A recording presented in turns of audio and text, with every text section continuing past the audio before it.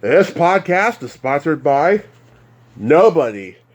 Hey dudes, welcome to Splat from the Past, the only 80s themed horror and sci-fi show where things can get totally radical. Now today I will be welcoming B. Waters. Sometimes she's known as BronweN. She is a Canadian singer, actress, author, anti-bullying advocate. You take your pick. And she is a friend of Greg Gilbert's, and she DM'd me back in October, and I can't stand it normally when, people I don't know DM me and they want to be on the show. But Greg played me her interview, and I think we're going to have a really good talk today, even though she's not rooted in the deep, deep past that I like. She recorded an album in 2006 called Silent Victim. I listened to it on YouTube. Go check it out. Oh my God, she is a gem of a singer. She reminds me of Suzanne Vega, and I mean that literally. And she's also, she was in one of Corey Haim's last movies, American Sunset, which was produced by another guest of mine, Jackie Giroux.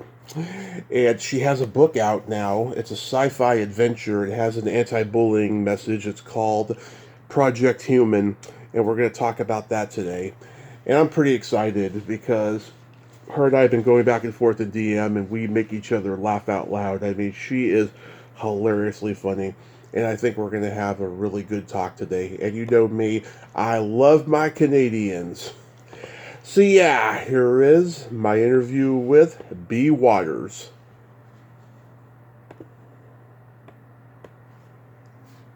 Hey B, welcome to the show. How are you today?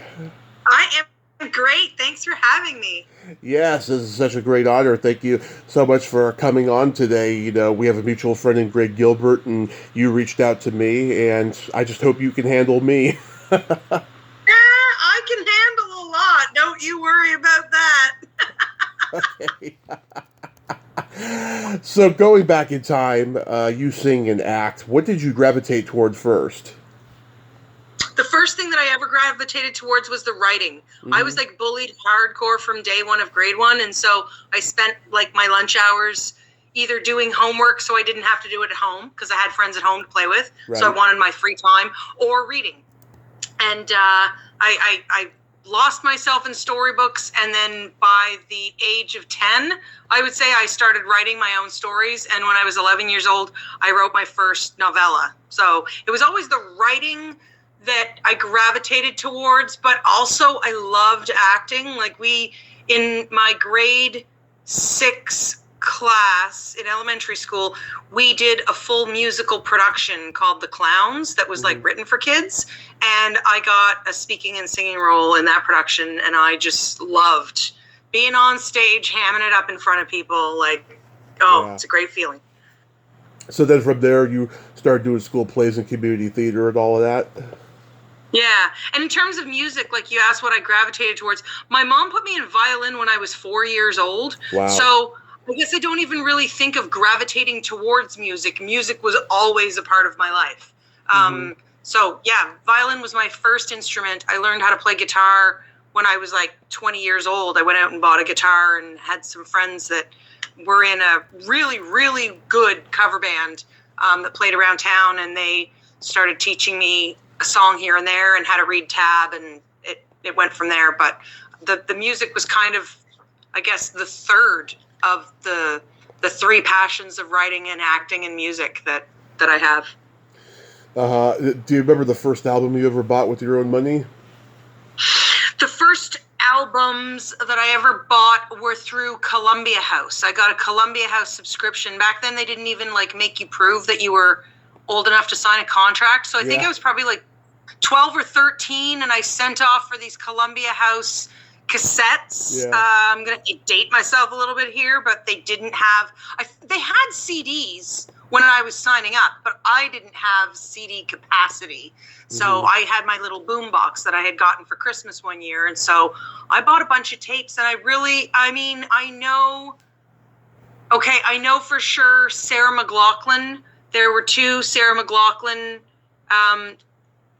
I'm going to say CDs because that's how I talk now, but Yeah. there were 2 Sarah McLachlan CDs in that mix. There was Fleetwood Mac. There was Kiss. I'm a huge Kiss fan. Same here. Yeah, I like the chick singers, and then I like the hard rock edging on metal. Like I think I'm attracted to that from my classical background because metal is very much influenced by classical music. So when you grow up playing like Beethoven and Mozart and Chopin, things like, you know, metal music end up making a lot more sense. Yeah. Yeah. Yes, I totally Pink agree. Floyd. Pink Floyd was in there too. Yeah. I love Pink Floyd. Huge fan. Yeah, I'm a huge Pink Floyd fan too. I saw Roger Waters do The Wall in its entirety back in 2012. Oh, wow. What an experience that must have been. It was, but in hindsight, it may have been all pre-recorded, you know. It was really, eh? Yeah, it was really interesting. How about the first concert you ever attended? The first concert that I ever attended was Green Day. Green Day came to Fredericton, New Brunswick, and I had a boyfriend named Archie McIsaac, which is really interesting. Archie, my best friend, is also someone who dated Archie back in the high school years, maybe like, I don't know, a year after him and I were together. Right. And like her, I met 10 years ago, but like small town, like, so, that was, I'm quite sure that was the first concert that I ever went to was Green Day. Cause I mean, I'm in an area where like our entire province, like for context of your listeners, our provinces in Canada are kind of like states, but our particular province has less than 1 million people in the entire province. So we don't get big shows. Like we do get some decent shows to Halifax and Moncton sometimes. Yeah. So I've seen U2 and I usually have to go away to watch a good concert. Oh, I've been to some great concerts. Alice Cooper, Aerosmith, Rush, Foghat, Night Ranger, lots of great bands. When I was living in Vancouver, I saw Sting live, and Annie Lennox opened for him. Listen, when you got Annie Lennox as your opening act, holy crap, you have made it. Like, and that was amazing. And during her opening set, he came out on stage and performed with her because they're friends and stuff. So they did a duet. Like, watching Sting and Annie Lennox do a duet live was mind-blowing. Yeah, oh my God, I would have loved to have seen that show. I'm a big Eurythmics fan. And I've been to a couple of Dave Matthews concerts and came away with the drumstick signed by Carter Beaufort and all beat to crap on the side of his drum. So that was kind of neat. Yeah. Some memorabilia in my collection. Oh, that's so awesome. So after high school, did you attend college? Yeah, right out of high school, I went to this local university that we have in town called St. Thomas. They had given me like a 4-year scholarship, and I didn't really know what I wanted to do with my life other than writing. So I was like, okay, I'm going to do 2 years here, and then I'm going to transfer out to University of British Columbia for the creative writing program. Like you had to have a couple of years under your belt in order to transfer into that program. So that was my plan. And it all got derailed, and I ended up like dropping out of university, and I went to Compu College and became like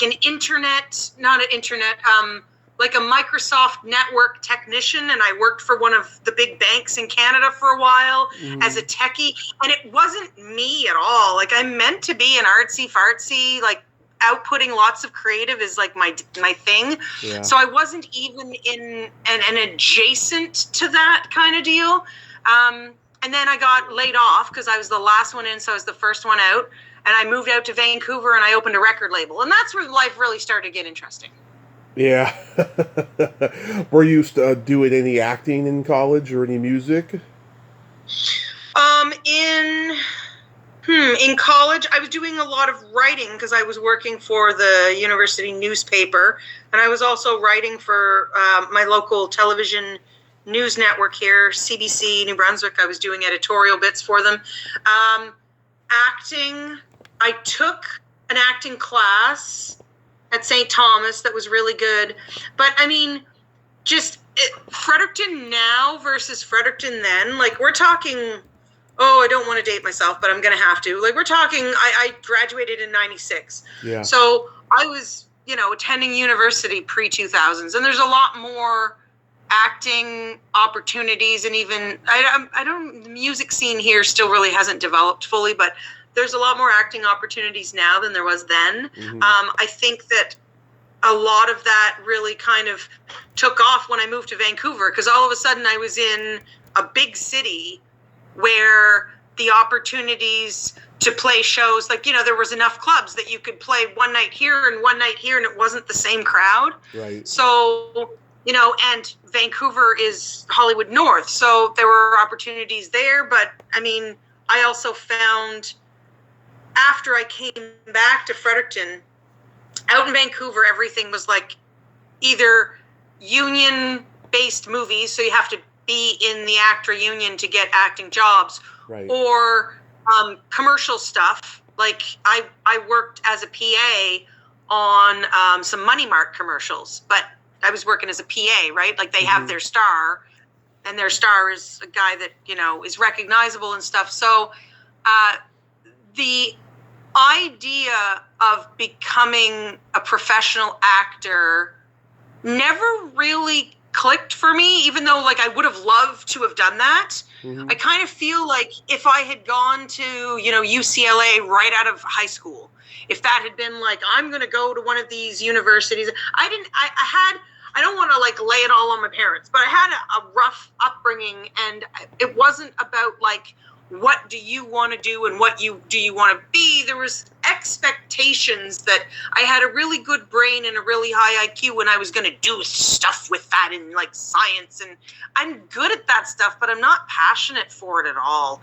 And I really find that if you're not doing things that you love, that's when you fail at life, because you're not happy and you're not fulfilled and you're not giving it your everything. It doesn't matter if you're good at something. You need to do what fuels your own soul.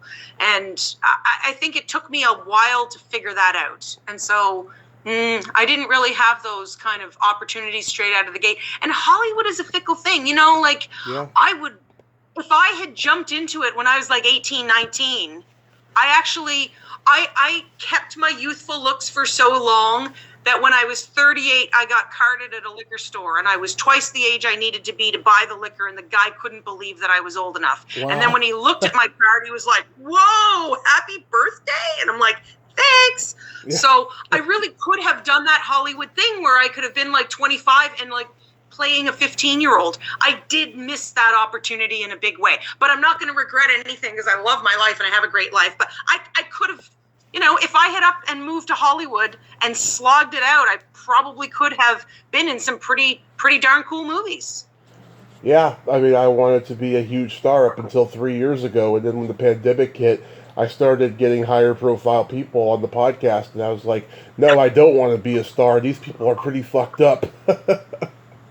Well, when your job is to put yourself through the emotional ringer day after day after day after day, either you have to have a huge amount of emotional fortitude and a way to go home and decompress properly, or you're going to be one hell of a fucked up individual. Those are kind of the two choices in that scenario, I feel. Yeah, I'm just glad I found out now and stuff.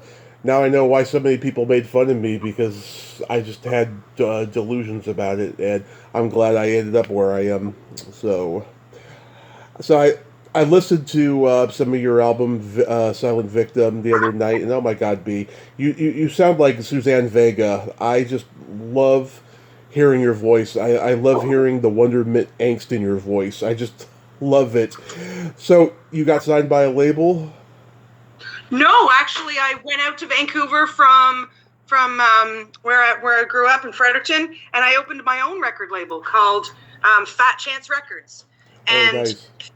Fat Chance Records was a record label for me to put out an album, but really what I was passionate about was putting music into television and film for independent artists who owned their own masters.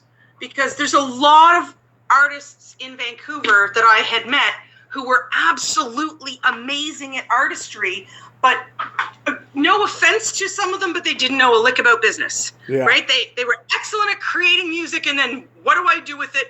And how does this become food on my table, right? So my big goal was to take music from indie artists, of which there were a plethora of them out in Vancouver, and provide 24-hour clearance to the television and film industry. And honestly, like, music is one of kind of the last things that is thought of, especially for TV, not so much for movies. You get like directors like Tarantino, who he has the soundtrack before he even makes the movie. But in television, they need music, and it's often the very last thing. And so my company was like 24-hour clearance with an online catalog that you could type in, okay, I need 86 beats per minute. I want it to sound like Coldplay with like a piano lead, but I can't afford Coldplay, so that's why I'm coming to you, kind of thing. So we had an online catalog that you could actually search for exactly what you wanted, listen to the clips, and then if you liked the song, you could get it in 24 hours. So that was actually the first of its kind in the industry. And unfortunately, in the industry, you can't patent a method of doing business. Yeah. So as soon as the big guys saw what I was doing, they turned around and did the same thing, but with, way bigger databases, and there was no point in me continuing. So I just closed up shop and came back here. But it was very rewarding while I was doing it. And that album that you listened to, I put out under my own Fat Chance Records. Yeah, I really enjoyed it. Brand New is my favorite song on the album. Ooh, thanks. The way you do, yesterday's the past. I love that. And yeah, Invisible Man sounds like it's a song about bullying, which we'll talk about in a little bit, once we get into the book and everything. But yeah, I really enjoyed it. And did you try to record a follow-up record? Actually, I have probably 2 more full records worth of songs. Mm-hmm. There were songs that didn't make it on this album. There was one song that I wrote about my dad and the really difficult relationship that I have with my dad, called Tall Order. And I sang it to him, I sat down and sang it to him one-on-one. Yeah. Thinking that it might end up on the album, and I didn't want him to hear it from the album instead of hearing it from me first. Mm-hmm. It didn't land very well, as the honest, raw emotion rarely does, and that one didn't end up on the album. So yeah, I have 2 more albums in me, but it's just a matter of, for me, those songs, I wrote them in a specific time and a place that I'm not in anymore. Right. And I feel like at this point, like, I recorded that album, Silent Victim, in 2006. So we're like 17 years post that, right?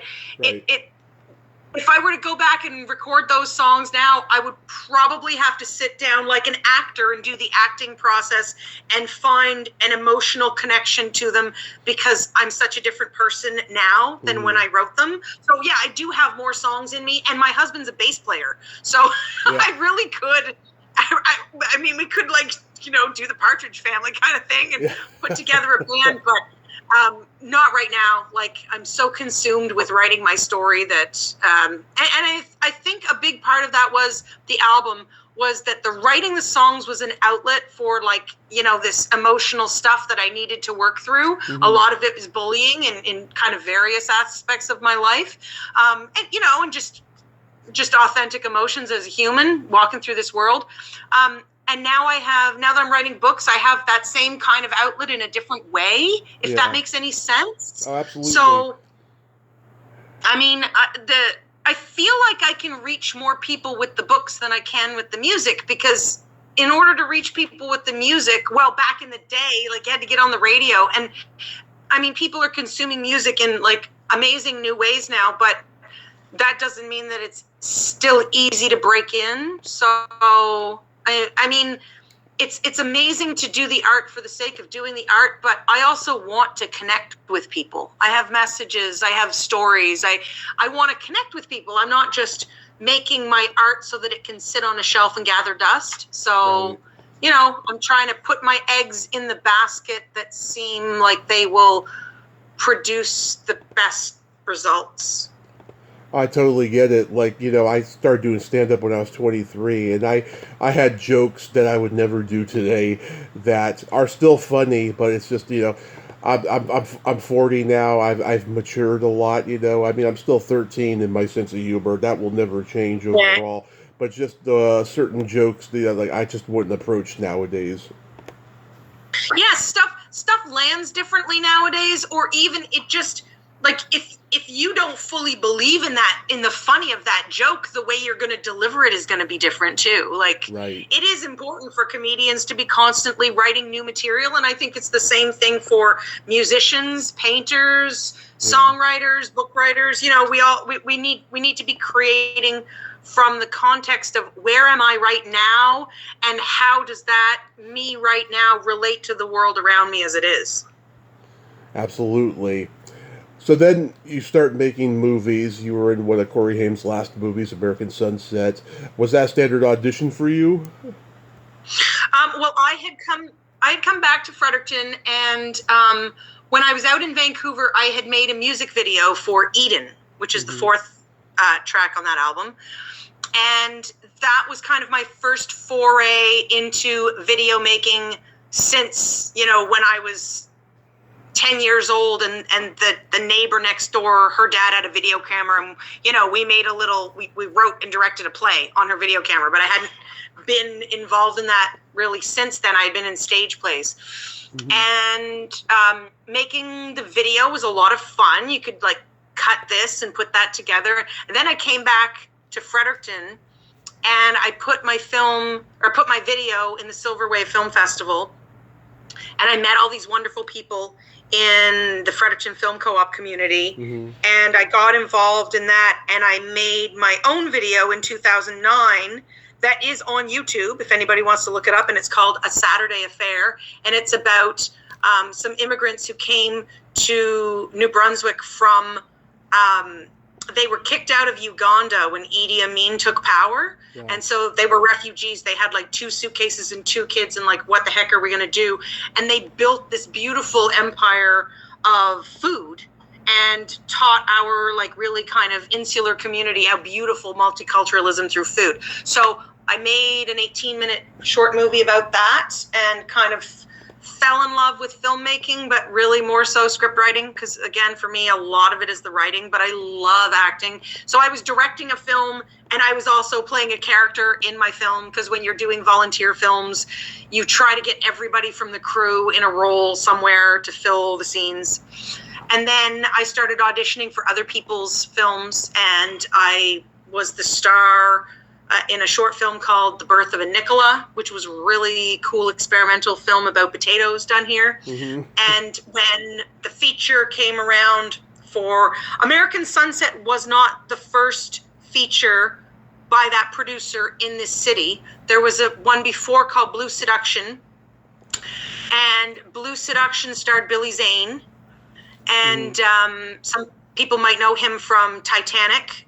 He was the bad guy in Titanic. And so he was in a movie that was shot here in Fredericton, and my rock star poster was on the wall in the studio in the shot.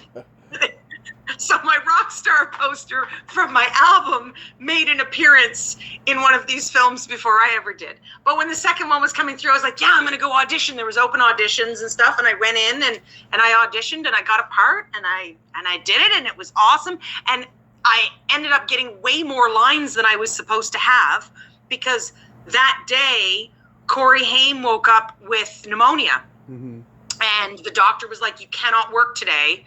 And they had this scene scheduled between Corey and his co-star Frank Molina in the bar, and I'm the bar manager, so I'm just like, I have a few lines, but I don't have like it ends up that I kind of have the scene with Frank, because Corey had to have the day off, so they rewrote the scene really quickly, and I'm good at improv, and they were like, can you do this? And I said, let's try it, and we did it, and it came off really well, and they were like, holy crap, that was an easy day. And so I had the one day on camera, but it was a great time. And I made some really big friends on that set, and Corey being one of them. Like, Corey and I actually became good friends, and I'm still in contact with his mom, and he was a wonderful person. It was really, really, really sad when he passed. Yeah, I'm friends with his sister and three of his ex-girlfriends who are actresses, and they, they Ah!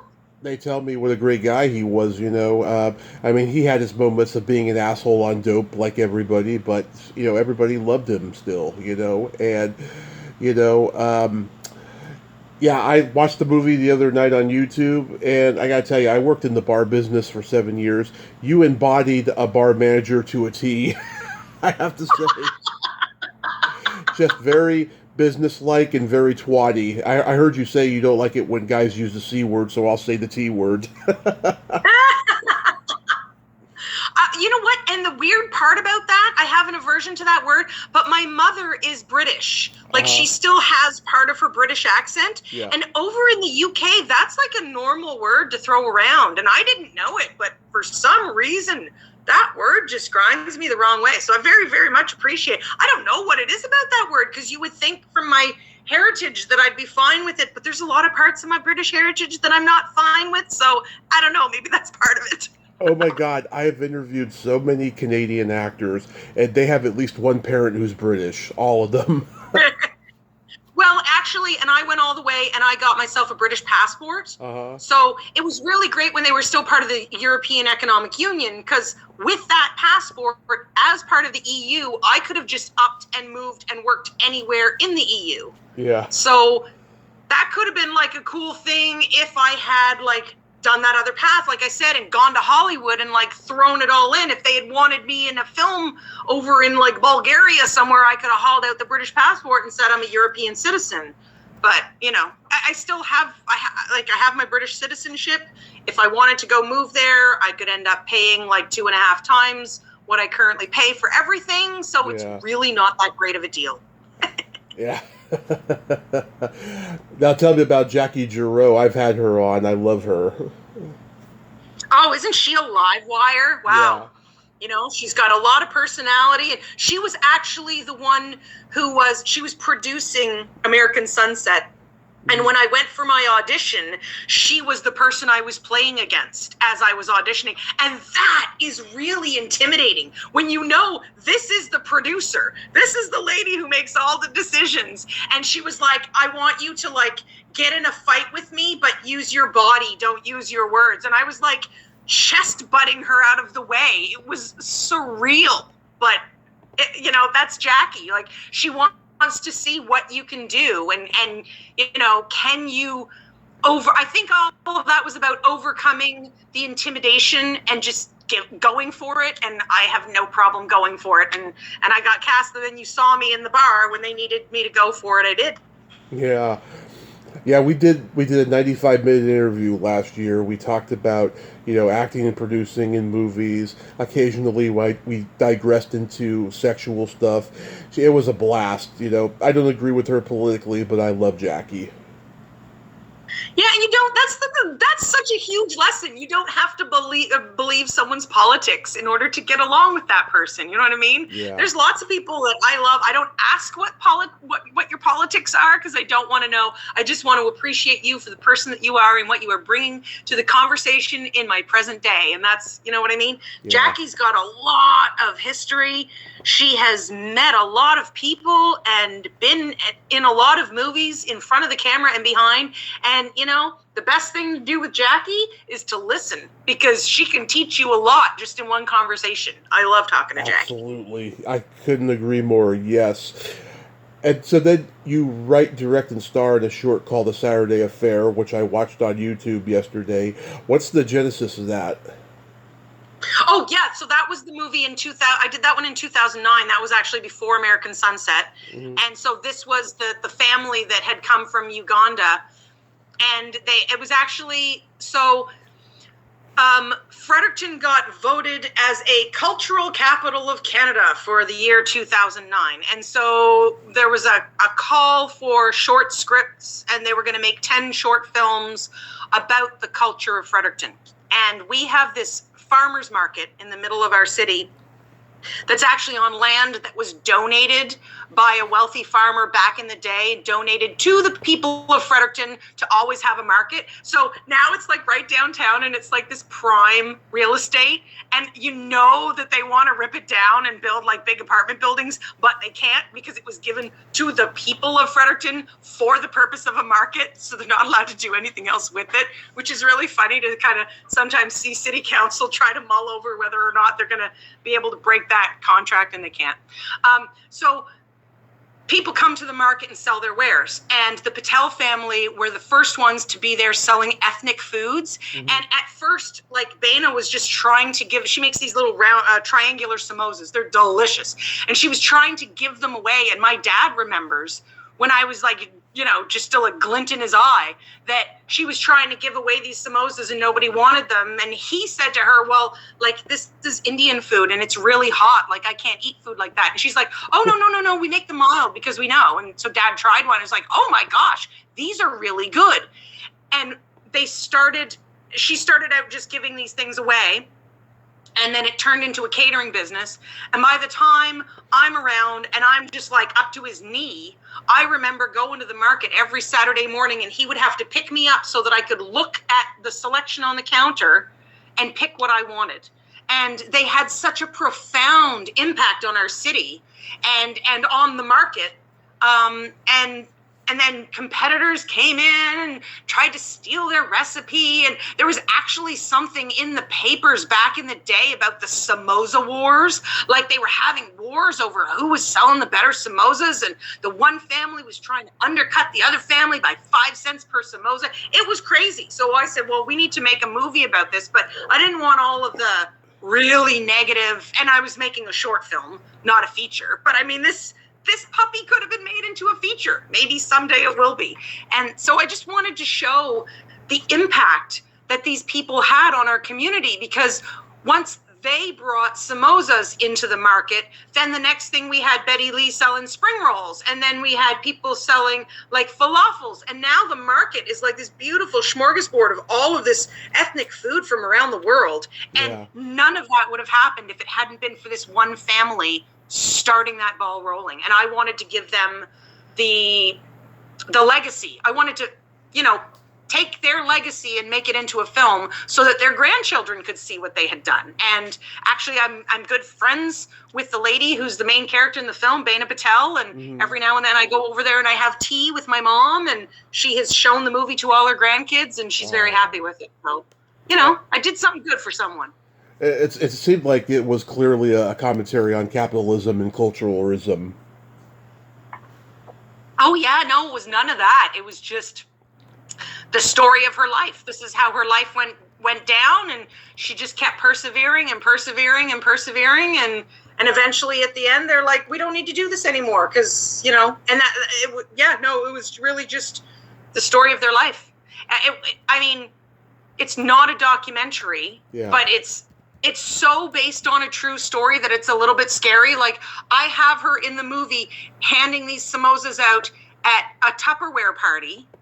And when I went to meet her and got her to review the script, not having interviewed her, I just like kind of wrote something out and then got her to look at it. And she said, oh, I'm sorry, this is wrong. It wasn't Tupperware I was selling. It was Amway. She was actually doing an Amway party giving out her samosas when someone said, you should go sell these at the market. And somehow I knew that psychically and put it in my film, but made it Tupperware. So I left it with like the Tupperware, because Amway, you'd actually have to use the name of the company, and you can't do that in films. But Tupperware, you could just see the plastic stuff that she was showing off. And we got some like old Tupperware from the 1970s to shoot this film. It was really, really interesting, like going through the secondhand stores and finding like authentic 1970s Tupperware. And we still found it to shoot this film. That was pretty cool. Did you take the film to festivals?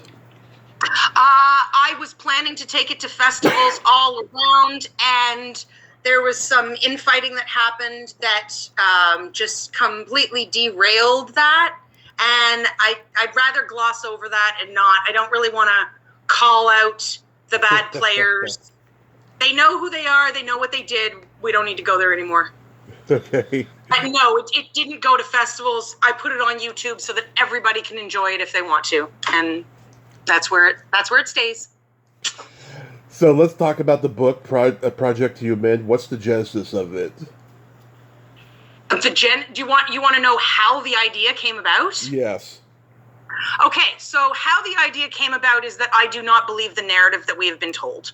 I do not believe that we are evolved 10,000 years ago or whatever this nonsense that they're trying to tell us. You've got religions telling us that we're like either 6,000 years old or 10,000 years old or that it never made sense to me. Okay. Mm-hmm.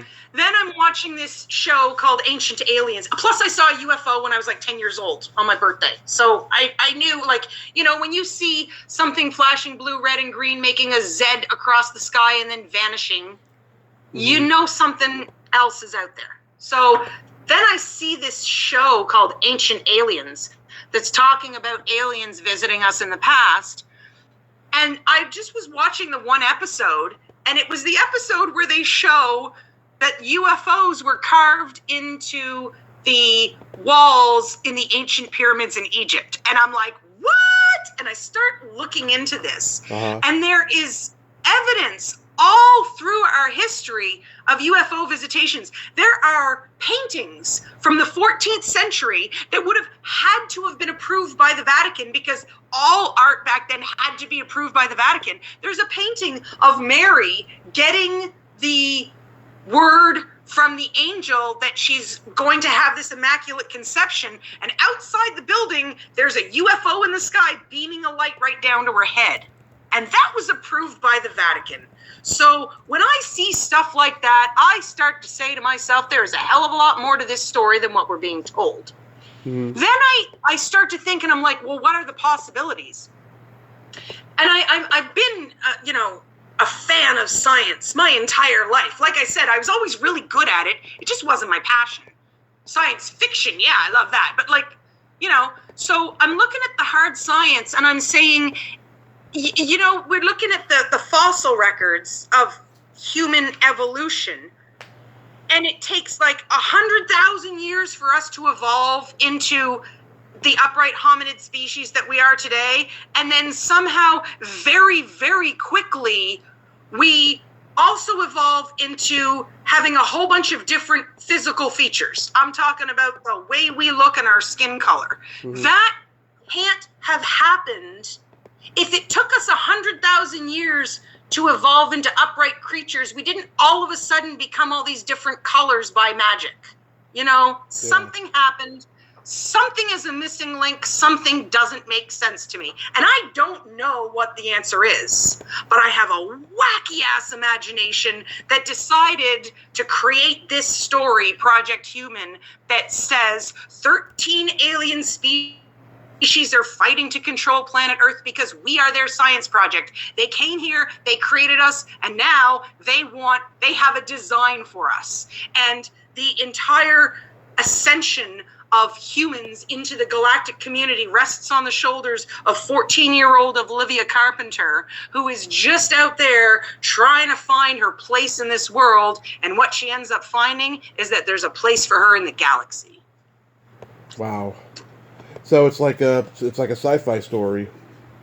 It's a sci-fi story. It's like Harry Potter meets Star Wars. Mm-hmm. Yeah, it's all that in a bag of chips. It's got alien encounters. It's got, in terms of the world building, this is the first book in a series of 12, and each book is going to be a deep dive into a different alien culture. Wow. So as long as, I can keep the adventures coming for Olivia, that's the main thing, is that Olivia has to, each book has to be interesting and have an interesting adventure, or what the heck's the point of reading it?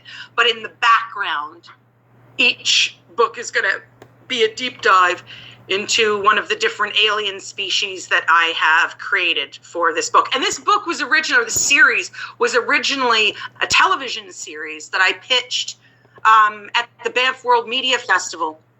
And I'll never forget, I pitched this to a really kind man named Matt Lowe's, who was the VP of development at Fox Studios at the time. Mm-hmm. And he loved my pitch and he loved my world building. And he said, if I sign this, I have to put someone else in charge because this is a big budget thing and you've never even run a television show before, never mind a big budget one. So someone else is going to be the showrunner. And he said, I want to see this story play out the way you're envisioning it. So look at Game of Thrones, look at Walking Dead. Yeah. And go back and write this as a series of books so that you're telling your story. And once your story is on paper and you have an audience that loves it, people like me are going to be in a bidding war over this because this is really cool. And I was like, wow, that is one hell of a nice rejection. It was a rejection, but it was a rejection with lots of positivity and feedback. It, like, if anybody needs to know how to give a good rejection, this story would be how you give a good rejection letter. Yeah. So, I mean, his rejection inspired me to turn this into a series of books. And originally, the television series was meant for adults. Mm-hmm. It was going to be kind of more War of the Worlds, like these aliens have showed up. The spaceships are in our skies, a la Independence Day, and they're all claiming that they created us and we belong to them. And what the heck do we do now? That was what the TV series was. That's where it was going to start. The book starts kind of, I would say, 3 seasons before that, where Olivia becomes the first point of contact. And the subtitle of this first one was going to be like Project Human First Contact, but it really didn't look good on the cover, so I kind of had to take it out, but it's still like inside the book, that subtitle is there. Mm-hmm. But yeah, so like eventually all of the aliens are going to show up in the skies, and Olivia's going to have to be dealing with being an ambassador, if you will, but we're not there yet. Yeah, I mean, I love the cover. You can see the woman's belly button. So this is your first book? This is my first published novel. It's not the first book I've written. I've written 4 books that haven't been published that I don't plan to publish. Mm-hmm. One of them I may pull a chapter here and there out as a short story. But yeah, it's not my first. I don't suggest anyone ever publishes the first book that they write. Like, I think that's, you need your practice. You need to find your voice as a writer. You need to, get your feet under you. And I've done a lot of creative writing in my time. Mm-hmm. And I also spent like 3 years working as a communications officer for the government of Canada. So like, I've got a lot of different styles of writing under my belt. I've done technical writing for like system technology in a bank situation. Like, I've done a lot of different stuff. Mm-hmm. And had a lot of life experience that I can throw into this. Mm-hmm. But it's not my first book. It's my first published book. And just like I did with Fat Chance Records, I opened my own publishing company to do this because I wanted to be self-published. I didn't want a publisher telling me, well, we got to take out this storyline because we don't like that. That's inconvenient to what, our mentality is. I'm not up for someone, what's the word when they try to silence you? Cancel. Well, no, not that, but so censor. I am not interested in someone censoring my creativity. Censoring, yeah. That's my line in the sand. So I opened my own publishing company and I'm doing it myself. And it's on Amazon, and yeah. But it's getting really good reviews. Like, I've got 4.71 stars out of 5 on Goodreads. I haven't had someone yet read it and say, I didn't like this. So that's kind of cool, because there's always going to be someone that doesn't like it. Like, Stephen King is like a multi-million copy seller, and there are people who don't like his work, right? I don't expect everybody's going to like my work, but I kind of hope that people don't read it if they think they're not going to like it, because I don't want you to waste your time, and I don't want you to waste your money. Yeah. So there's great stories out there for everyone, and if you read my synopsis and it's not your cup of tea, don't waste your money. No problem. Yeah. And now there's the theme of bullying in this book, right? Oh yeah. Oh yes. Did you want me to get deep into that, or? Oh hell yes, because it's been a part of my life as well. Okay, so Olivia is she's half Mi'kmaq, which is one of the Indigenous peoples that we have on the east coast of Canada, and she's half she's half white, but that white is very much like her dad's from the Caribbean. So he's got like a massive gene pool that is mixed from the rest of the planet. And this is actually very important. It's kind of in the backstory. It's not really mentioned front and center, but it is important that Olivia has DNA from all four corners of the planet. So that means that she has DNA from the 12 alien tribes that came here and dropped their DNA into our gene pool. And so she looks very different. She looks indigenous, but she's got this big mop of fiery red curls on the top of her head. And so she kind of doesn't look like she really belongs anywhere, even though the fact of the matter is she actually belongs everywhere. And she gets really othered by these other kids, and they're racist and they're mean and they bully her. And early on, the main bully, the head mean girl, grabs a chunk of her curls and cuts them right off and leaves kind of a big hole in the back of her head. Oh. Not a hole in her head, but a hole in her hair in the back of her, like, big bushy curls. And she turns around and does the same thing to the bully's bangs. And she actually fights back. And I thought that was important. And this thing actually happened to me when I was in grade 6. The head mean girl came along and said that I had a bunch of split ends on the end of, I had a long braid. And she said that I had split ends and that she wanted to trim them up for me. And I was so in need of someone, a kid, not like adults, they're paid to be nice, but of some kid to be nice to me at school. I had friends at home. Like, I'm not like some horrible person who couldn't make friends, but this one girl, she made sure that nobody hung out with me. And I was so in need of someone to be nice to me at school. When she said she was going to cut my split ends, I said, okay. And I trusted her. And she grabbed my braid and she cut my hair off. And I went home having had hair that was so long, I had to move it aside when I sat down on the toilet so I didn't piss on my hair. That's how long my hair was. And I went home with hair at my shoulders. She assaulted me. Cutting someone's hair off like that is assault. And she never got in trouble for it. Wow. And that kind of hurt. When it happens to you as a child, it stays with you. And so I put this scene in this book that came directly from my life. And instead of just running away and crying and taking the assault, this time I got to rewrite the story and Olivia fights back. And that's kind of my catharsis, is that I wish I would have fought back. Like, the reason that Laura cut my hair off was because my hair was longer and prettier than hers. And she thought that she should have the longest and prettiest hair, being the narcissist that she is.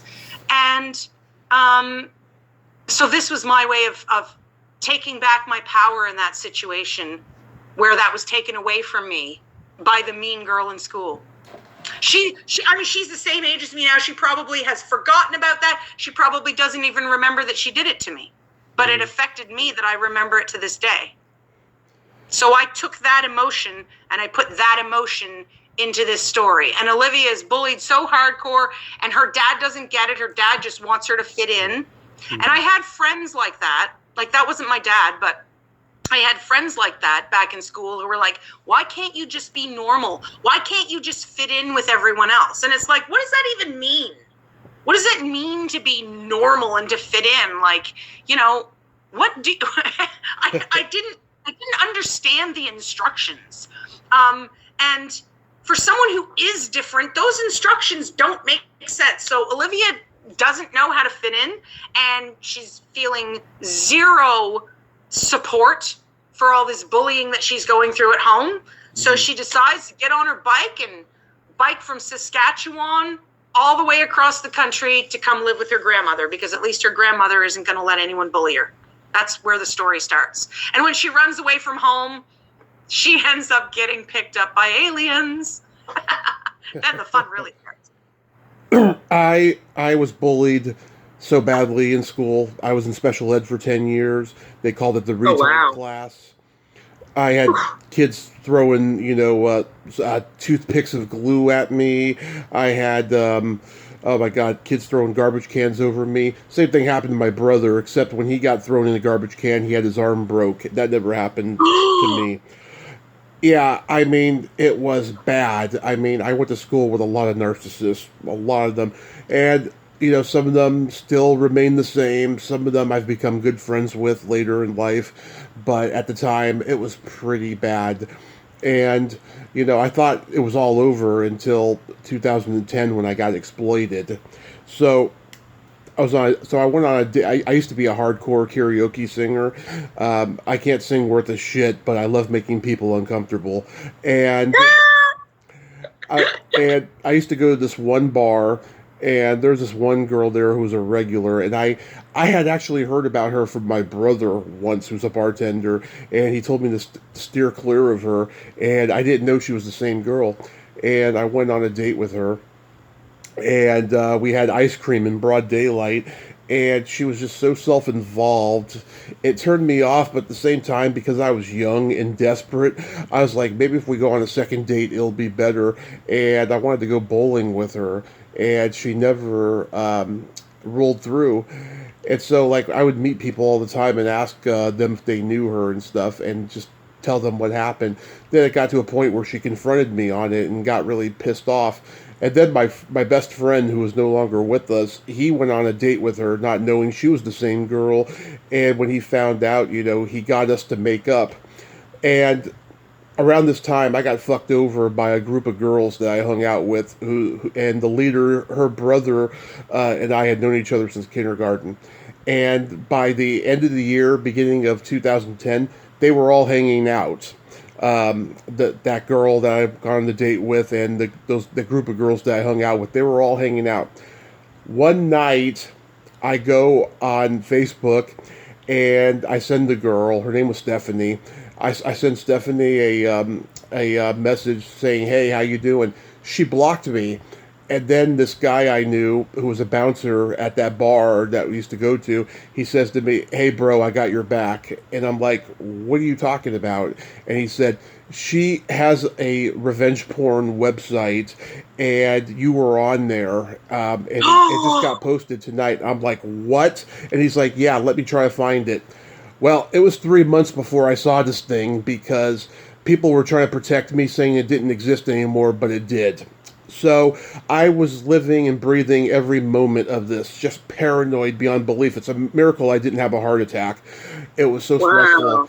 So then, on Cinco de Mayo that year, my mom goes to Arizona for the weekend. I get up, I see her off, and then as soon as she leaves, I go to that website because I had just found out what it was like the night before. And I was like, okay, I want to wait until my mom is gone before I look at this. Well, I go on the website, and there were people on there I knew being exploited. And I'll be honest with you, a lot of them deserved it. They were dicks. I won't lie. But then I see mine, and it was a picture I fucking hated. At the time, it was the only picture I had that was at least halfway presentable. And underneath it, they were saying stuff like, I paint my toenails, which is true. They said I go to parties uninvited, which was not true. That I talk badly about people. Yeah, I talk badly about people who talk badly about me. Which is what they were referring to. And then I look at the comments below, and they're saying stuff like, "Oh, he's a creeper. He's yucky. He's this. Blah blah blah." And I was so fucking devastated that I went in my room and tried to figure out ways to kill myself. That's horrible. And after a few moments, I just started thinking about all the wonderful things I had accomplished up to that point, and said, you know what, I'm not going to let that fucking bitch get me down. Good for you. Good for you. I went to karaoke that night, and guess what? I saw them there, and I stole one of their songs before they had a chance to do it. That was my revenge that night. So then I saw her at this one bar, and she apologized to me. And at the time, I should have told her to go fuck herself. But I said, okay. And then she invited me to this party at that bar. She got accepted into some beauty school or some bullshit. And so I went, and it became very clear why she invited me, because the other girl wanted to confront me, and it got pretty nasty. I threw some ice cubes in her face. I was pretty fucking pissed. And then I went to another bar and saw some friends there, and I told them what happened. And my friend Lily, who I've known forever, and I've known her siblings forever from school and stuff, I told her, and that bitch was banned from all the bars after that. And I saw her a couple of times, but every time she saw me, she just turned around and walked out. And now I've been told the last few years she's been homeless and having to do a crowdfunding and all that shit. Good, she fucking deserved it. Wow, that's pretty crazy. Yeah. That's San Mateo, California for you. Everybody knows everybody. Everybody's business is in everybody's noses. It's just, it's horrible, especially in the bar scene. It's pretty fucked up over there. Wow. Well, I mean, small towns tend to be like that too, though. Like, yeah. I mean, that's the thing about here. Like I said, I ended up becoming best friends with this girl, Melanie, and when we were in high school, we both dated the same dude. Yeah. Yes. Weird. Yeah, and that also ties in. That was around the time that I came out as bi, and I remember I got a text from somebody from some number I wasn't familiar with, and it was a meme of Christopher Walken in Pulp Fiction when he's handing the kid the watch that was up his ass at one point. And that was their way. That was their way of making fun of me. Yeah, it's pretty bad. That's a lame burn. Christopher Walken with the watch, that's a lame burn. Like, whoever thought that was a good burn needs to, get educated on fire. They do. They do. I can educate them on a little bit of fire. I'm good at burning things. I'm good at burning bridges, and I'm good at burning friendships. So, yeah. Yeah, and I still don't know who sent me that to this day. But yeah, when I listened to the interview you did with Greg, yeah, you had mentioned that you were bi, and I thought, oh, awesome, And the only question I have is, how old were you when you knew it, and is your husband cool with it? I knew that I was attracted to girls during a Girl Guide camping trip. Mm-hmm. I was in a tent with a couple of girls. I'm not going to mention any names for their sake. But one of them wanted to play Truth or Dare, and she really kind of wanted to play Truth or Dare. She thought that she was pushing my limits and making me uncomfortable, and she ended up making herself really uncomfortable because she didn't realize how far my limits go. Mm-hmm. So I knew at that age, I'm going to say like I was 11 or 12, I knew very clearly that I was attracted to girls.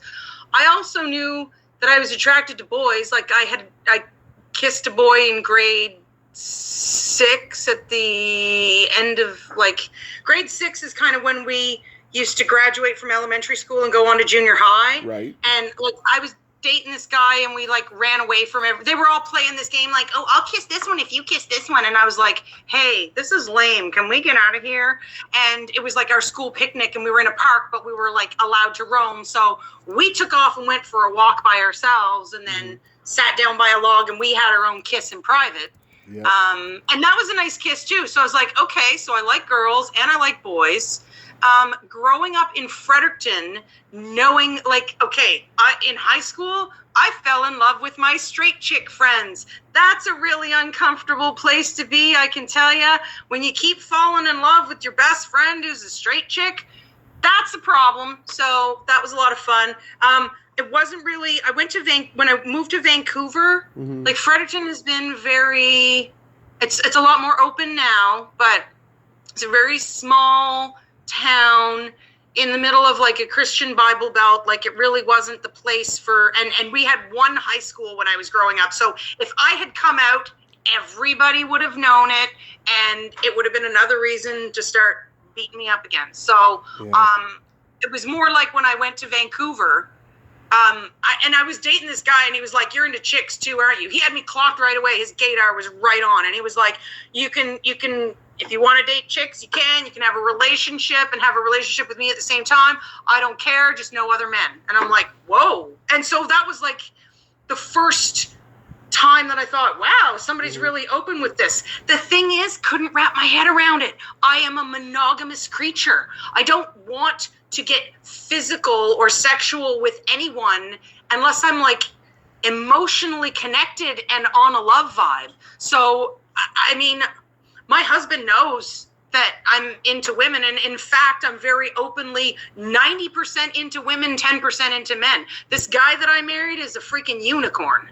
He just came out of nowhere, and he was like, I mean, he decided, he proposed to marry me, and then he wanted to go have a Mayan fire ceremony with a Mayan priestess. And when I told my friends this, I told my friends I was going to have a Mayan fire wedding. They're like, how did you convince a guy to do that? Because they automatically assumed that was my idea because my friends know me. And I'm like, it wasn't my idea, it was his. And they were like, oh, that's why you're marrying him. Because I'm never going to marry anyone, right? But when you meet your unicorn, you kind of know. So, I mean, I've been with him for 10 years, and I've been completely monogamous the whole time, and I'm absolutely fine with it because I don't want to share my body with someone that I'm not in love with. And I got so much love for Mark, I don't have room for anyone else. That's just the way it is. Like, I am a fiercely loving and loyal person, and he got my heart, and he got my heart. Like, I you know, I don't need anybody else in the mix, and I would never ask for that. So but I do also think it's really important to like stand up and represent and say, yes, I am bisexual, because it is easier for bisexual people to fold into like the heteronormative society. And, you know, we're not hetero, we're bisexual. So I think it's really important, even though I'm married to a man and I'm in a hetero relationship, to say I'm bisexual. And there was a point where I thought I was the lesbian, because I was like, well, maybe this thing with guys maybe that was just society programming me to think that way. And maybe I'm really just into girls. So there was actually a time in my life, because I'm so predominantly attracted to women, that I was calling myself a lesbian. But I can't authentically say that, because I do have sexual attraction to men as well. So here we are. And I think it's important to be counted, just like you do. Yeah. I had a bad breakup with a girl 15 years ago, and I started getting wild after that. I started hanging out with swinger couples, and I became their other guy, and it was fun. I had a blast. Nice. I had a blast doing that. And then just recently, I had my first threesome in over a decade, because I had my car accident 8 years ago, and I haven't been sexually active since. But it came to me because this girl I've known since kindergarten, she came on the podcast this summer. And she said to me afterwards, she sent me a DM, she said, you know, me and my new boyfriend's into lifestyle. I'm like, really? And she's like, yeah. She's like, we're coming down for Thanksgiving to the Bay Area and stuff. You want to have a threesome with us? And I was like, I would, but it's like, you know, I have metal in my leg from my accident, a lot of arthritis. And she's like, oh, say no more. We know what we're doing. So we were laying on the bed the whole time, just turning over and doing fun things, and it made me come alive again. It was so much fun. Oh, that's so beautiful. I'm so glad you had that experience. Yeah. And for someone to be like, you know what, you have these hang-ups in your head, but that doesn't matter. We're cool. Like, it's all good. I love that for you. Thank you. Yeah, it was a blast. And, you know, I've been jokingly saying it made up for my first prostate exam I had earlier this year, because it was a blood test. It was a blood test. I was so disappointed. Yeah. I'll tell you this one story. Oh my God, it's hilarious. I had my gallbladder taken out about 9 months after my car crash, after I had gotten out of the hospital and stuff. And the nurse I had, he was obviously gay, and he was really, really cute. And he took the catheter out of me, and I shit you not, I ejaculated. Wow. Yeah, and he was like, uh-oh. he was like, somebody got excited, and then he gave me a Kleenex, and then I didn't see him for the rest of the day I was there, and then I got out that day. Ah, I wonder if he's had that experience before, because it sounds like he took it really well. Yeah, but at the same time, he was probably embarrassed. That's probably why I didn't see him, because I was there for a Oh couple yeah, more likely. hours. Well, if he probably I mean, in a reputable organization, he probably had to go report it, and that he didn't do anything wrong, and they probably said, okay, you need to stay away, from a professional point of view. It was probably like he had to report it to HR, but he didn't do anything to cause it, so. I mean, I was super young when I realized I was bi. I remember watching the monkeys on TV and thinking Davy was cute, and Cary Grant. My mom had a Cary Grant book, I remember, and yeah, I mean, it wasn't until 2010 after I lost this job at a bar that I cared so much about, and I invested so much time in, that I don't know, for some reason it liberated me, and there were people who were saying I was doing it for attention, which was fucked up, you know? Yeah, really. Yeah. My celebrity girl crush is Angelina Jolie. Oh, God. I'm sure that sounds cliche as crap, but I don't care. And it's actually from Girl Interrupted. Oh, yeah. Her performance in Girl Interrupted. I mean, I'm not into the character in Girl Interrupted, but her performance, I was just like, oh my God, who is this beautiful woman who can act like nobody's business, right? Mm-hmm. So her, and then also the third, which is like a position title, the third from Team Canada's curling team. Her name is Caitlin Laws. And when she throws a rock down the ice, I am mesmerized every freaking time. My stepdaughter has seen me almost half drool over this girl's curling. I just can't help it. Yeah, take one more step or I'll jam this in my aorta.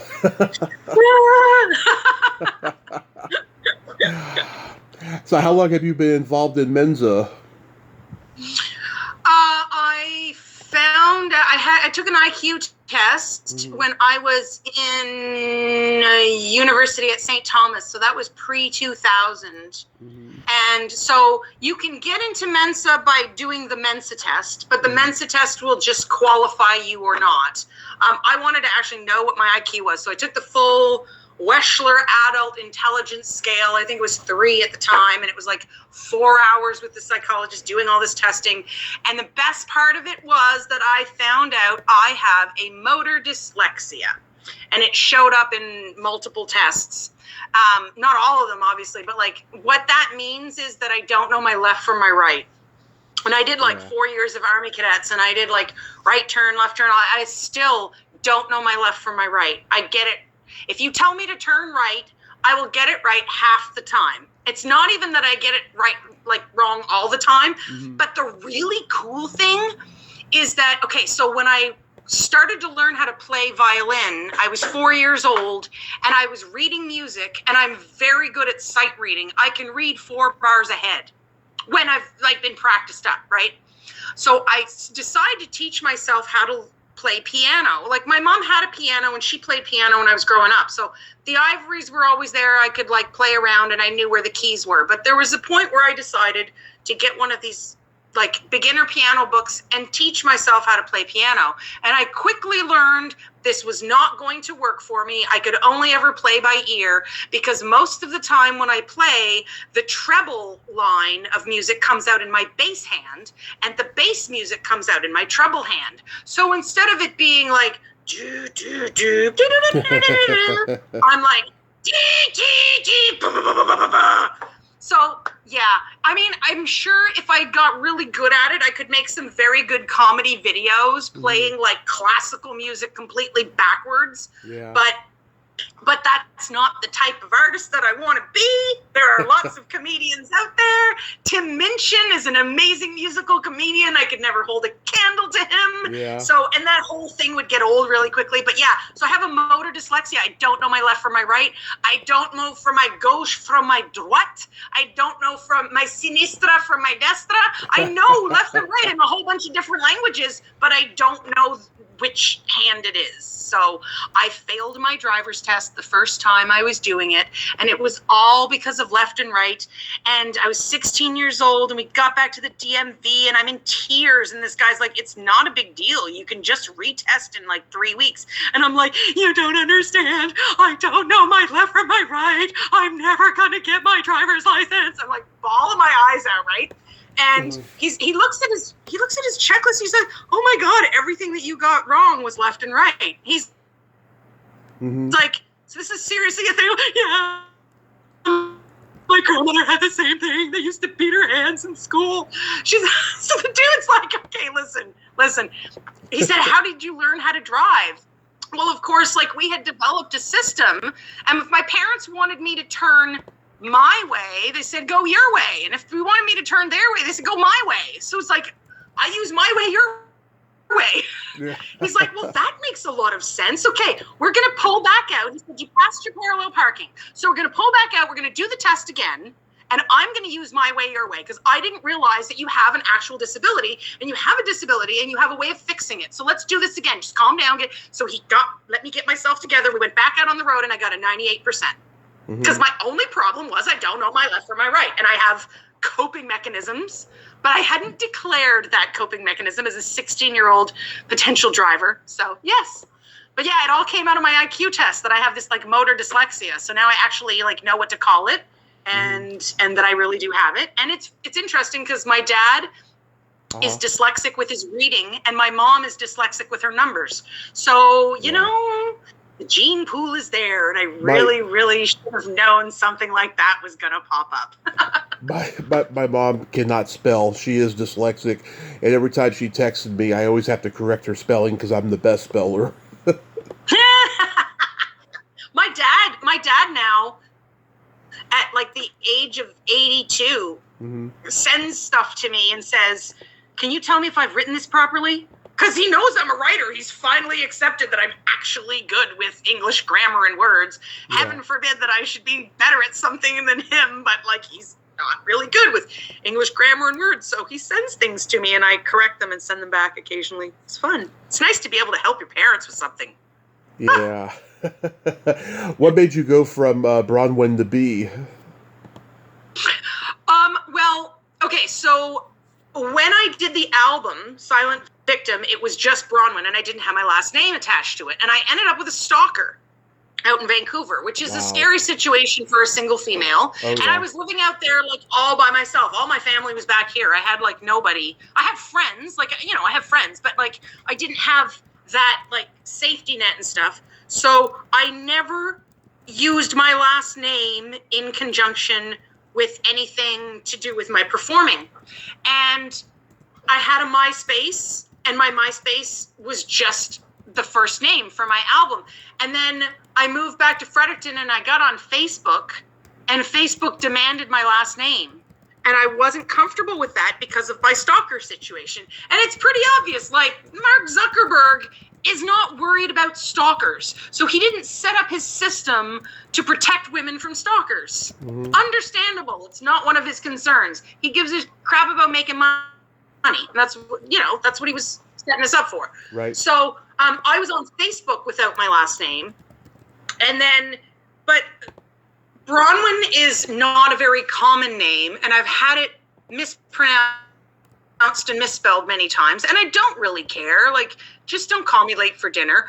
But it's like my nickname's always just been B, like the letter B, and I can't be on Facebook with a letter. You have to have a name. So I turned it into B, B-E-A, like the first syllable of Beatrice, and put that as my name on Facebook and as my author name, because Facebook, like, you can't be on there if your name is not authentic, but your name is an authentic name if it's the name that people know you by. So this is my author name. It is now the name that people know me by. So it fits their terms and conditions. The last name Waters, I used the last name Waters for a very specific reason. We call ourselves, and I learned this in science growing up, we call ourselves carbon-based life forms. Yeah. And what this has done is it has elevated carbon to this crazy level where we put a huge value on carbon-based products and stuff. But here's the thing, like, I can't pick up a chunk of carbon and eat it. You know, like everything that I eat has carbon in it in some kind of form, but not just carbon. But if I don't drink water every day, I'm going to die in a few days. Like, we are 75% water. Right. And water is mostly oxygen. By weight, we are 65% oxygen. So to me, calling ourselves carbon-based life forms I call bullshit on that. It's bullshit. Like, someone said, I had posted this on Facebook, and someone had said, well, we're carbon-based life forms because carbon has more branches on its, on its atom that things can attach to. And it's like, oh, okay, so more legs means higher up on the food chain, so a spider is twice as good as every human? Like, are you kidding me? Like, extra legs doesn't mean better. Yeah. To me, the fact that I'm 75% water. If I don't drink water, I'm gonna die. To me, I'm not a carbon-based life form. I'm a water-based life form. Yeah. And I think that if we as humans changed our paradigm and saw ourselves as water-based life forms, we would start protecting our water supply. Because when it's in your mind all the time, it becomes important. And we would be protecting our water supply so that we have clean drinking water so that we can continue to exist for the next 3 days. Because that's how long it takes to die. It's 3 minutes without air, 3 days without water, 3 weeks without food. That's death. So if we're running around polluting all the water that we have to drink, we've got 3 days left. To me, that's insane. So my pen name, is a political statement on the fact that I believe we should be focused on water. Interesting. Yeah, I had a joke in my... Everything's like science-based with me. There's always a reason for everything. Yeah, I had a joke in my stand-up. My full name's Tommy Kovac Jr. and my nickname growing up was TJ. And I told people to stop calling me TJ because they were always calling me BJ, CJ, DJ, PJ. And so I like being called Tommy now. I especially hated being called BJ because up until then I never had one. Well, I tell you, when I was getting married to my husband, at one point, his daughter said, so when you guys get married, are you going to take Dad's last name? And I said, nope. And I said it real fast. And later on, when she was in bed, he said to me, listen, I know you're a feminist. I have no problem with you keeping your name. You answered really quickly, like you'd been thinking about it. And I said very calmly, yeah, I don't want to end up with the initials BJ. Yeah. And nothing more had to be said. He got it right away. His last name starts with a J. He got it right away. Nothing more needed to be said. I'd rather be BM than BJ. But now I'm BW, so that's good. George Carlin did this bit where he was talking about things that pissed him off, and he said, women with hyphenated names. Lady, pick a fucking name, will you please? Hi, I'm Emily Porter, minuscule. Hi, I'm George Jerk Me Off, fuck you too. Well, I mean, that's fine for our culture. And I know he's just doing comedy, but there are cultures where you carry the last name of both parents on, like, it's not that they marry and fuse their names, but the child carries the last name of both parents. That's very common in Spanish-speaking cultures. So fine for him to say that about our culture, but there are cultures where that is the way they do things, and it helps with the lineage of people. Like, if you look back, like, if your name was Tommy Kovac and whatever your mom's maiden name was, then in the records you can always see where each kid came from. And I think that's kind of a genius way of doing it. My grandmother, my mom's mom, she wanted me to go by their name after my parents divorced, and I not only did I not want it, my mom did not want it, so she still goes by Kovac, even though she's been divorced from my dad for 26 years, Yeah. So how did you meet Greg? I met Greg through the film co-op. because he was involved, he loves film. So Yep. he was friends with some of those people and involved somehow, I think, or I met him through common friends that were film co-op people potentially. I'm not really sure. I'm a little bit gray on that, but he was interesting. He knew a lot of stuff about film. He was really into music. I gave him a copy of my CD. He started playing it on his show. Like, he started playing my tunes all the time. I'm like, wow, this guy's really cool. And I got to know him, and yeah, he's a really cool guy. So I like surrounding myself with solid people who believe that loyalty is still a thing to be cherished. Because there's a lot of people who they're friends with you today, and they'll put a knife in your back tomorrow. And I am not interested in that. When I'm friends with someone, I'm ride or die until you screw me over. And once you screw me over, it's really, really hard to win me back. So, but yeah, Greg is just really good peeps and so intelligent. Like, he knows so much about film. Talk to the guy for hours. Oh yeah, and it's funny. 5 months before I even started my podcast, I started listening to him. He was still new. He was coming up on maybe 2 years by that point, and I was going to a convention that Adrian King from Friday the 13th and Lisa Wilcox from the Nightmare on Elm Street movies was going to, and I wanted to hear some podcast interviews to see if they're nice people and stuff. And that's how I discovered Greg's show. And then I started mine that May, and then I started following him, friended him on Facebook. There was a period where we were at odds with each other. I think it was just insecurity on both of our parts because we're trying to do the best we can as podcast hosts, and there was a little bit of jealousy, I guess, but we've come out of it fine. We both had a common experience of being fucked over by an indie film situation. He was bullied pretty bad in that situation. Ooh. I didn't get bullied by it really, but he did, and so we've come together like that, and we've sent a lot of people our way and connected each other with a lot of people. Nice. It's good to have really good friends, and it's good to have friends that have the same interests as you, because then you can share that, right? And I'm glad that you guys have realized that there's no reason to be competing with each other. Like, there's so much room for everyone. That's what I was saying about, like, if I get a bad book review, like, I don't care, because so that reviewer didn't like my book, but there are tons of people who will, and there are tons of people who do. And I mean, Stephen King is wildly, wildly famous, and there's still people that don't like. I'm not a big fan of Stephen King. I'm not going to shit on his work. I think he's a very good writer, but it's just not my cup of tea. I've read like a couple of his his old work. books. I don't like the newer stuff. My favorite book of his is called In the Eyes of the Dragon, and it's completely different from everything else that he wrote. And he wrote it because at the time his teenage daughter said, instead of writing all of this horror stuff, can you write something for me? And so he did. And that is the best in terms of my tastes. In the Eyes of the Dragon is the best Stephen King book, in my opinion. And every Stephen King fan out there would disagree with me. Has it been there's room for does it have everyone. We don't need to be competing with each other. Does it have a movie adaptation yet? I don't think so. And somebody really should, but it's like a horror fairy tale. It's so different from the other stuff that he's written. Nice. I'll check it out. Yeah.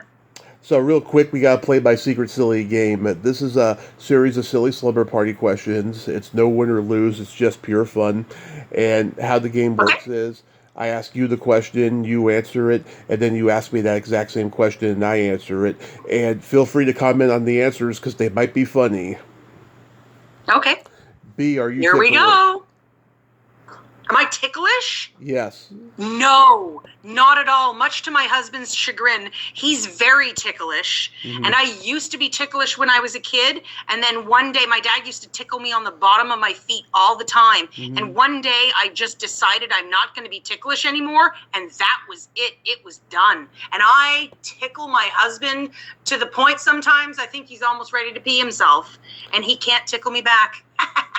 It sounds like it sounds like he's got a fetish there, which I have. But just make sure. I don't think he does. He screams at me to stop, but Okay. Yeah, because me. Okay, Tommy, are you ticklish? Yes, I'm very ticklish, but if you tickle me without warning, I might hit you. Without warning, I may hit you in the groin. I gotta be warned. Yeah, Um, sometimes when I'm tickling Mark too hard, like his feet start flailing and I almost get kicked. But that's my own fault if I'm tickling him, to be fair, you know. yeah. Is your belly button an innie or an outie? My belly button is an innie, and I have, you know how Cindy Crawford has that beauty mark right by her mouth? Yeah. I have one right by my belly button. That is hot. Oh. It is the sexiest belly button on the planet. I feel like I can say that. I've got the beauty mark right by the belly button. Oh, that is hot. I don't see those very Yep. often. Yep. Yes, and I have an innie, and it's very deep. Oh, yeah, sorry. I was supposed to ask you. Yeah. You have an innie, do ya? Yeah, it's very deep. I don't know that many people with outies.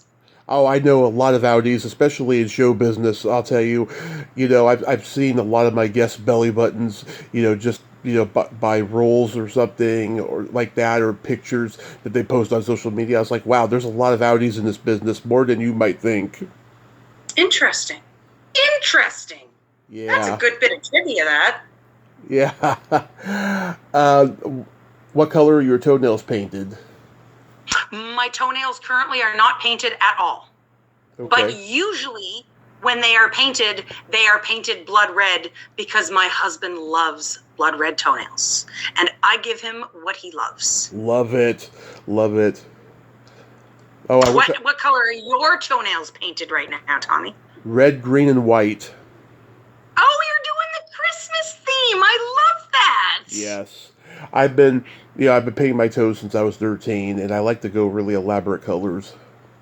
Nice. Well, I'm going to suggest that the next one that you do after your Christmas, today is Yule, which is my holiday, also known as the winter solstice, the longest night of the year. We light fires on Yule to welcome the warmth and welcome the sun to come back into our lives. It's a time of reflection, but also planning for the year to come. So when you are done with your Christmas toenails, I would like to ask that you paint your toenails midnight black, and then get a bright yellow and make little stars all over them. But it's funny, my mom hates it when I have black toenail polish. She's like, that color does not look good on you. Well, okay, but paint it like the night sky with the little stars, just little points of light all over it. And when she says she doesn't like the black toenails, show her that it's actually the night sky. It's the longest night of the year. Okay.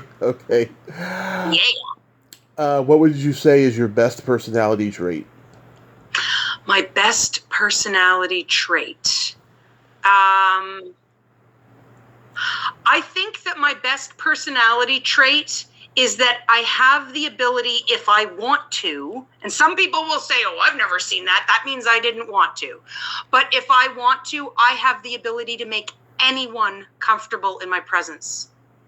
No matter who they are, no matter what they're going through, I have the ability to make everyone comfortable if I choose to do so. And I think that's a pretty cool personality trait. Yes, you've made me very comfortable this whole time. Yeah, see? Now, what's your best personality trait, Tommy? Well, I'm a Gemini, and so I have empathy and no filter. Ooh, I'm a Gemini moon. Really? Yeah, I'm an Aquarius, but I'm a Gemini moon. My mom is like one of the first days of Pisces, and my grandmother used to call her an Aquarius all the time. Well, actually, what is she, on the 18th of February?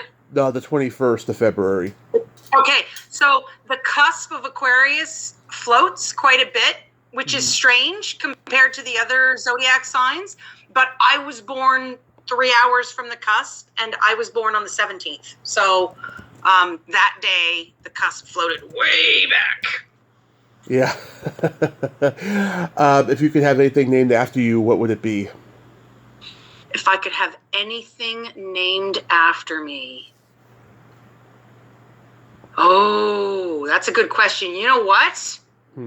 I would love to have an island named after me. Ooh. But on the caveat that I own the island. Like, you know how Virgin Mobile guy, Richard Branson, owns an island. Yeah. Like, to own the island and then to be able to rename the island to your name. Like, yeah, I'd be down with that. I'd be down with that. What about you, Tommy? What would you like to name after yourself? A vibrator.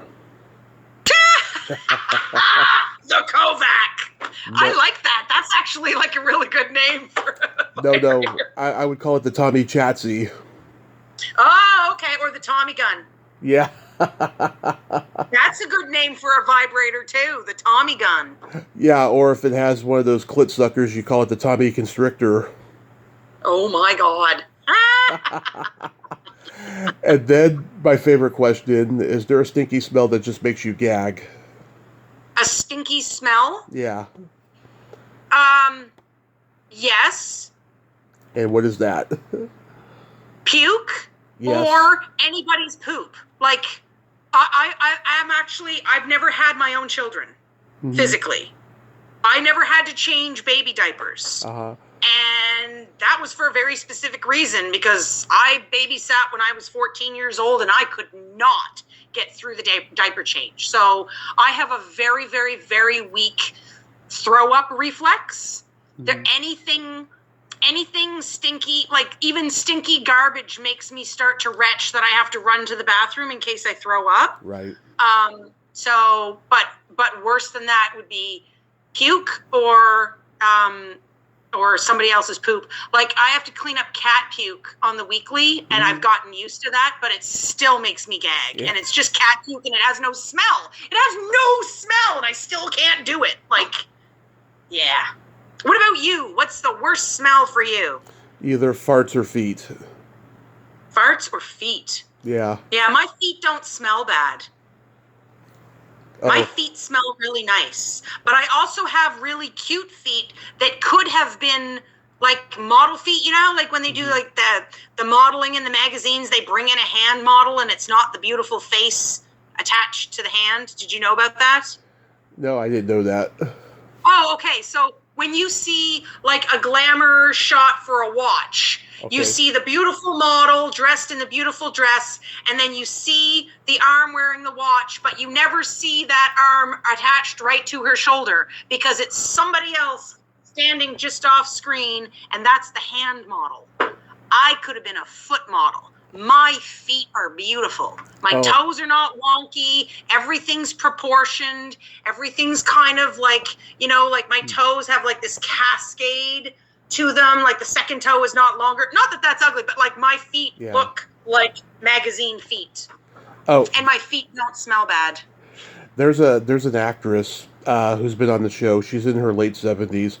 And she's been acting since she was a kid, and she's a foot model because her feet are so youthful, even in her late 70s. And periodically, she'll send me pictures of them because she knows that I'll masturbate to them. Well, isn't she kind to give you some inspiration?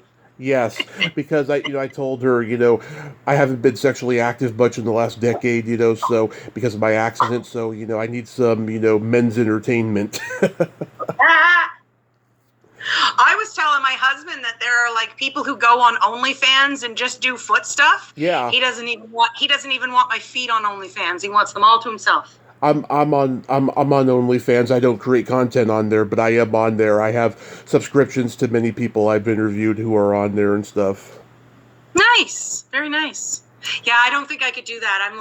I'm very verbally out there. I'll tell people a lot of things, but I would not want to be. I'm so like physically private, like I wouldn't want to be on OnlyFans. Yeah. I don't even want to put a picture of myself on a bathing suit on Facebook, but I think it probably has to do with that whole stalker experience. Like I think that just made me so aware that, that person could be creeping my photos online. And so, yeah. What do you have any more questions? Oh, I got a couple jokes for you real quick. Oh, okay, good. Christmas jokes. Why did Frosty have a smile on his face? Why? Because he saw the snowblower. I got one for you. What? It's not Christmas themed. Okay. A fungus was going to get a roommate, but he really was unsure because he didn't know how much room he'd have to give up. That is so cheesy but good. I like it. Dad jokes. Okay, why are men better? Oh no, why are Christmas trees better than men? Because you can decorate them for a month and then throw them out? No, even the smaller ones give satisfaction. Speaking of which, we have a small Christmas tree. We don't do the big giant Christmas. I mean, our Christmas tree is like maybe 6 feet tall. But it's small. It's like, we don't need the crazy big tree. Beautiful the way it is. Yeah. Practical. You are a national treasure, and I feel like I made a new friend today. You absolutely did, Tommy. You absolutely did. You're wonderful to talk to. Thank you. I want to thank you so much for coming on, and I hope everyone goes on Amazon and buys Project Human. Do you have a website? I do. My website is www.projecthumanbooks.com. Got some branding going on there, let's just say. Awesome. You have yourself a great day. Merry Christmas, Happy New Year, and be safe. Merry Christmas, Happy Yule, Happy New Year, and thank you for having me. Thank you. Bye-bye. Bye. Well, there you have it. B. Waters. Ain't she a sweetheart? Oh my God.